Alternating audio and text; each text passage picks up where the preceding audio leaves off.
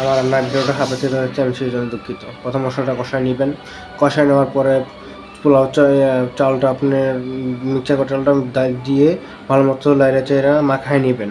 মাখায় নেওয়ার পর পানি দিবেন পরিমাণ মতো, যতটুকু চাল ততটুকু পরিমাণ মতো পানি দিবেন আপনারা সবাই। পানি পরিমাণ মতো দেবেন, বেশি দেবেন না কম দেবেন না, নয়তো কিন্তু লেটকা খিচুড়ির মতো হয়ে যেতে পারে, হবে না পুরোপুরি পারফেক্টলি। হ্যাঁ, তখন লাড়া দিয়ে ঢেকে দিবেন। ঢেকে দেওয়ার পর কমসে কম 10 মিনিট পর ঢাকনা উঠাইয়া আবার একটা লাড়াটা দেখবেন যে চালটা কতটুকু আসছে হয়ে।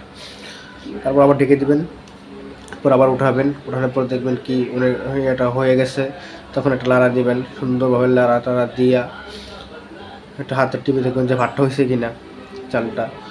তখন যদি হয়ে যায় তখন আপনারা চারদিক দিয়ে করে দিয়ে ভাপের ভিতরে রেখে দেবেন। রাখার পরে পরিবেশন করা শুরু হয়ে যাবে আপনাদের। পরিবেশন করা শুরু হয়ে গেল আমাদের ভর্তা খিচুড়ি। ঠিক আছে, আমি শুটকি ভর্তা খাওয়া শুরু করতেছি। এখন আমি শুটকি ভর্তা খিচুড়ি খাচ্ছি, ওহ সেই স্বাদ! তবে খিচুড়িটা কিন্তু দেখতে যেরকম সুন্দর, খাইতে কিন্তু খুব টেস্ট।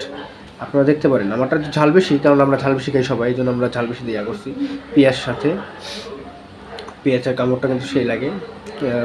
সামান্য মতো এখন আমি আলু ভর্তা নিবো, আলু ভর্তা দেখাবো পাটটা খিচুড়িটা।